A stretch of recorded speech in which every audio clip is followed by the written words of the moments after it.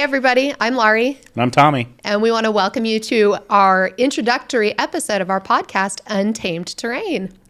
So on this podcast, we're going to be covering quite a few different topics about our lives and how we've gotten to the point that we are now and how it's working for us. Yep. So we wanted to introduce ourselves, give a little bit of a backstory, our origin story, if you will. We've been married. We're getting ready to go on 2 years. Mm-hmm. And we've been together for a little bit longer than that.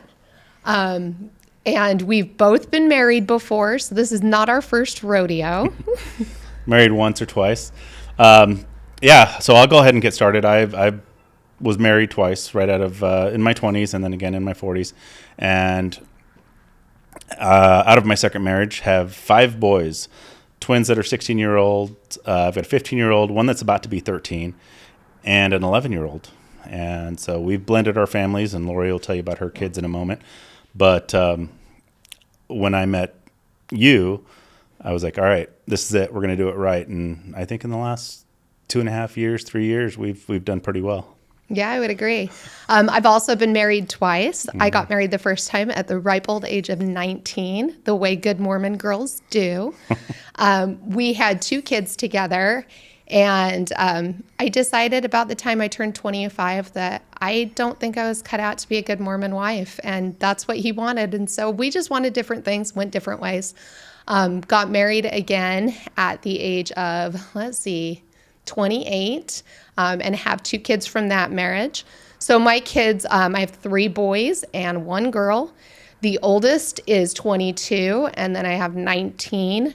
My youngest son turns 17 in a week, and my daughter turns 14 in a couple of months. So we do, again, as Tommy said, we have combined 9 children, and 8 of them are boys. So we've got a lot of boy power in our family. The ex-Mormon and Hispanic thing working for us. So yeah, so we've got a huge family, and it's true to form. You know, we both come from origins where big families are applauded. And I don't mm-hmm. think either one of us on our own decided to have a big family, but, you know. I'm glad that how we've made it work out and how we've handled the ups and downs of raising teenagers and combining families the way we have. It's not an easy feat, and there's mistakes that are going to be made, and we've made our own mistakes even within our marriage now. But we are able to learn from that quickly. And that's what I love about our life together and how it's worked and why it's worked, is that you and I sit down with the hardest things that can ever cross someone's plate. Not all of it just yet, but enough to that it's challenged us to say, all right, we're not going to go back to our original responses, our knee-jerk defensive reactions. We're going to sit back and we're going to look at things as a whole, and especially for the other partner and how they react to certain situations, and let it sink in for a minute before we say, okay, well, this is what I noticed, and this is what I want to talk about, and this is how I think we should fix it. What are your thoughts? And we've made it work. We made it really work. And that's why when we talked about starting this podcast, we're like, we're no experts. We don't have degrees in psychology. We're not marriage counselors, but people look at us and say, wow, why is your marriage so great? You guys look so happy. You guys, it is new, but I don't see it changing anytime soon. No. And I think, one of the things that we were asked when we first started doing this podcast is, you guys have 2 failed marriages. I mean, because really that's what a divorce is. It's a failure in the relationship. Mm-hmm. And some failures are good, mm-hmm. but, why should we listen to you? What the heck do you know? You can't even keep a marriage together. Yeah. From a timeline standpoint, my first marriage, we were together for 6 years. We were actually married for 9, but that 3-year stint there is another story for another time if I choose to tell it. My second marriage, we were together for 13. So it wasn't short periods of time. But at the end of the day, both marriages fell apart, just like yours did, for one reason or another. Mm-hmm. And I think, what gives us the right to give advice on relationships is the fact that we were willing to learn. I mean, the statistics behind it, I think it's 50% of first marriages are destined to failure. I think it goes up to 75% for second marriages, and it's over 90% for third marriages. Yeah. So when the stats are stacked against us, when the deck is stacked against us, how do we make this work? Yeah. And it's what you said. Like I think we both came, I can't speak for you, but I came into this saying, hey, I'm not going to pretend I'm something I'm not. Mm-hmm. I did that in my first marriage. It didn't work. I am not going to put up with things that I am canonologically against, which is what happened in my second marriage. I am going to put all the cards on the table. You're going to know exactly what you're getting from me. Yep. And I'm not going to compromise who I am or what I find important to make you happy. You either fit in my family, you either fit with my kids, you either fit with me, or you don't. Yeah. And that's the thing. It's, you talked about the origins and how you started in your marriages. I met my first wife in high school, together a little off and on throughout then. We got married when I was 24. She was 23. Still learning a lot about yourselves as kids. I was 16. So, young marriage. We were together 7 years, I believe. And then I said married again in my 40s, it was actually 30s. My latest ex-wife was pregnant with the twins before we even got married. We got married because we wanted to be insured, and I had a job that would insure us both. So moving to California, it's like, all right, we got to be able to afford to live here. We got to have insurance. And that, I'm not going to say that marriage was based solely on that, but it was a learning experience and how and what we wanted in a relationship. And after that relationship failed, it set me back quite a bit. I had to realize that, okay, yes, I made some mistakes, but the communication was lost, and I needed to find a way to communicate and really look deep inside of what I wanted out of a relationship. And when we met, we were both working, we were both in relationships. Meaning you and I. Yeah, when the two of us, you yes. and I met, we were both working. And when I was dating somebody, you were still married on your second marriage. And once, I've got to pause right there. Yeah. We didn't have a relationship. No. We were coworkers, and that was it. Yeah, we didn't start our relationship. Definitely getting to that. Until more than a year later. You left, and once we started talking again, I didn't have any fear in saying things that were 100% honest, 100% true. Because like you said, this is what you get. All right, this is what you're walking into. You're walking into someone who's been divorced twice and has 5 kids, and which was a big thing for you. Yeah. Because you needed somebody who was willing to accept the fact that you had, as we were introduced, 1,000 kids. Yeah. And you were meeting somebody who also had 1,000 kids. So we both knew what it was like. Yeah. And my boys come a week at a time. So every other week, we've got 7 kids in the house, and how are we going to manage this? What are we going to do with this? We've had some really bumpy roads in the beginning, and we'll get to some of those things and how we handled that adversity early on and really set the foundation for what our relationship, what our marriage, what our family was going to look like, and everyone's role within that family. And it's still ongoing. Like, the kids still have their issues. They still have teenage problems. They still have girl problems. They still have boy problems. They still have all this stuff that we're daily dealing with. So it's, but with you and I doing it together, it's felt pretty effortless. It's been hard. Right. We're sitting and the stuff that we throw in on top of it doesn't make it much easier, but it's exciting. It's like we're sitting here. There's never a dull moment. When there's right now at home, there's a table full of vegetables waiting to be canned. It's like, there's things that we do that help keep us sane, I think, even though it feels like a lot of extra work. And that's something that we want to get across and out to you guys. And whether or not you take anything from it, we hope that it's an entertaining story as it goes on, because honestly, you probably could do a docuseries on it, on just following us around in our daily lives. It's pretty boring during the day. We both work at home, but just in general, the things that we come across and how we deal with situations concerning our kids and just what they get into. It's funny. It's a circus for sure. It really is. And they riff off each other really well. Yeah. But I do want to kind of bring something back, which is kind of a funny situation for us.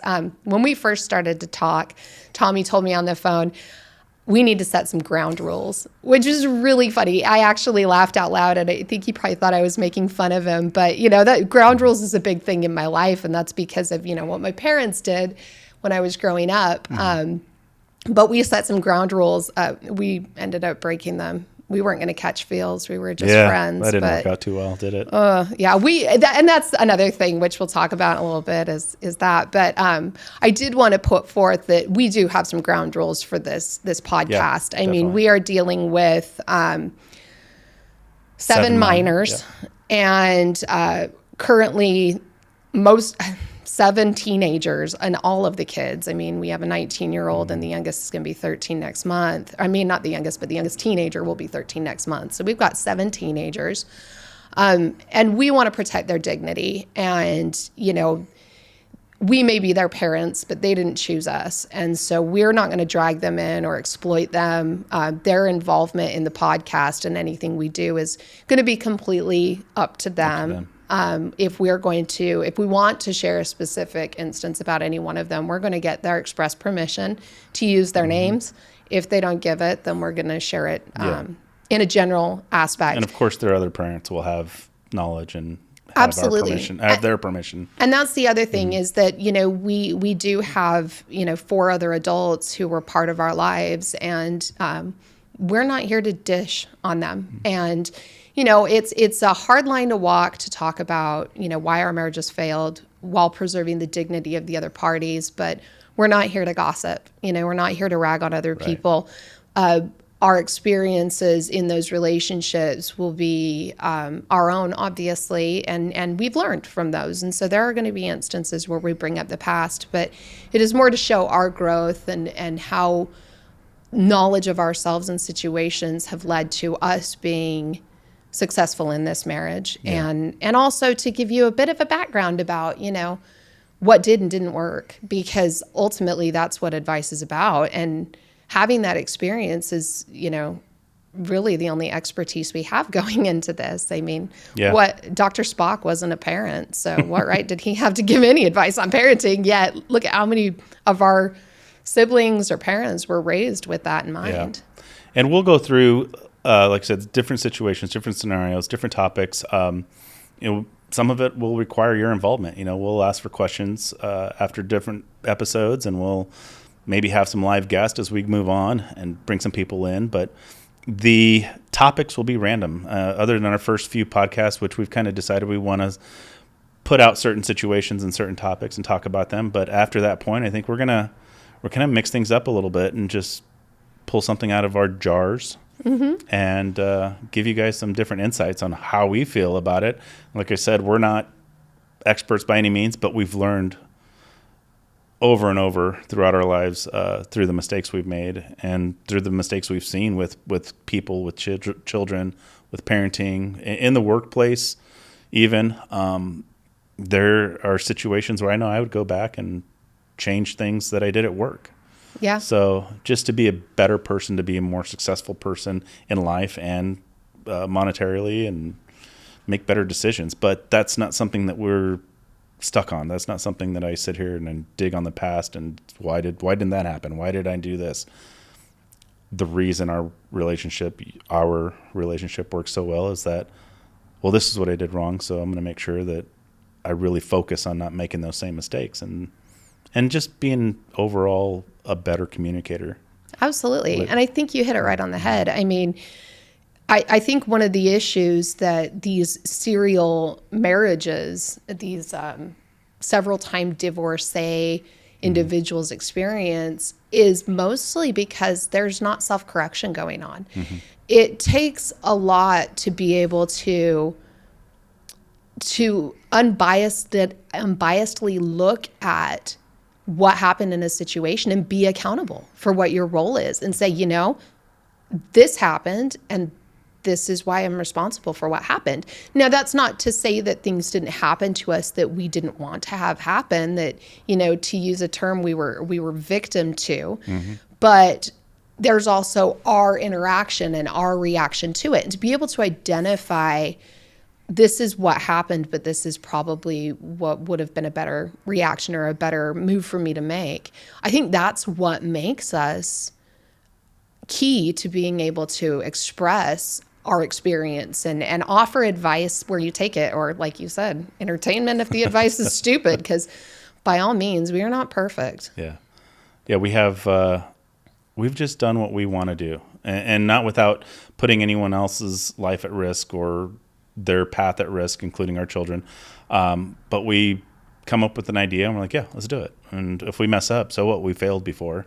We'll fail again. We'll make mistakes together again. But you and I both will learn from those simultaneously, and it's not going to be well, you did this and you did this, and there's really no finger pointing in any of these situations and any of these things that we decide to do together. And so it's been pretty awesome. Yeah, it has been. And I do want to hit on something. And another bit of feedback we got, especially when people get to see us, is, you guys kind of seem like the perfect marriage. Like, what are you doing? Like, what trials do you guys have? And our relationship is not without trials. No. I mean, this is the second time we've recorded the first podcast, because the way things went in the first podcast, we felt really good and went home and slept. And in the middle of the night, I, who may have undiagnosed anxiety, possibly, woke up about some things that had happened. And my mind went a mile a minute to the worst case scenario. And how does this look? Because, appearances are a big thing. How does this look to other people? What is going to be the backlash of airing this? And it scared me and it upset me. And it was, I wouldn't say necessarily a conflict between us, but it was something that happened in our conversation that I really was not okay with. It was a 2 or 3 day process to kind of get over that hump and realize, okay, I see your side. You presented how you felt, and we talked about things. Obviously, we just asked certain questions, and we assured each other that that's not where it was going, but I get it. Let's redo this. Let's and we're not trying to put out a perfect image, but the conflict feedback, resolution. the feedback with that, and then ultimately what happened is, we resolved things together, and we talked about it, and we decided, okay, it's probably the best thing then.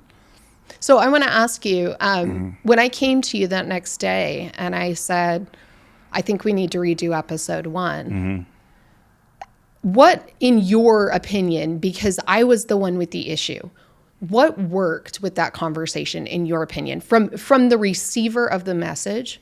What worked? And I also want to know what didn't work in how I delivered my concern to you. I felt like immediately I had to really look back and look at my response or my words that made you feel uncomfortable and say, all right, I totally understand how that would make you feel. I also had to sit with it for a minute and think, okay, does what you're feeling hold any weight? And think about that for a moment. I'm like, well, not on my end, but I know that why you felt the way you did. So what worked for me is that you were direct. You were able and comfortable enough to tell me why you felt the way you did. And I don't really think that anything didn't work about it. It was, I tell you that I felt frustrated because I know that that's not how I felt concerning the topic we're talking about. And we don't need to get into details, but I know that that's not what I was feeling. When I tend to share stories, I'll just let it all out. Like, here's a complete history of Tommy, right. From birth to now. And I'll go into detail on probably some things that don't need to have detail. And so it's a part of storytelling for me. It's a part of wanting to get to know somebody. And so, I think you being able to tell me why you felt the way you did without feeling like you were going to get yelled at or my back turned towards you or just, shut you out for 2 days until you come to your senses and realize that quit being stupid, quit being this, because that's not how I feel. That's not, and that's I've never felt that way about someone expressing their emotions, but I have gotten defensive about it. So probably in the past I would have been like, whatever, that's not even, that's no, shut up, not shut up, but yeah, you get what I'm saying. I've not, I was able to sit with it for a few minutes and even throughout the day, right. as we kind of work through that little hump. So when this issue came up, because, my previous marriage was not without severe conflict. When this issue came up, I was a little concerned with how do I share this experience with Tommy and not have it turn into a fight. Yeah. And, this is going to sound so rudimentary, but it's really important. It's especially in communication. And it kind of stems off of the words of, it might have been Mahatma Gandhi. It could have been Martin Luther King. But the quote is, no one can make you feel inferior without your consent. No one can make you feel anything. Your feelings and your emotions are yours and your own. You choose to feel a certain way based on what somebody says. And so when I came to you with this concern, what I didn't want to say is, you made me feel insignificant because of A, B, C, D. What I did say is, when this happened, I felt A, B, C, D. And that way, you had no need to be defensive, because I wasn't saying that you did anything to me. I was saying you did something, and this is how I felt. And I think in a conflict, that's really, really important, that you own your own experience, you own your own emotions, and you don't automatically go into the attack and making the other person wrong.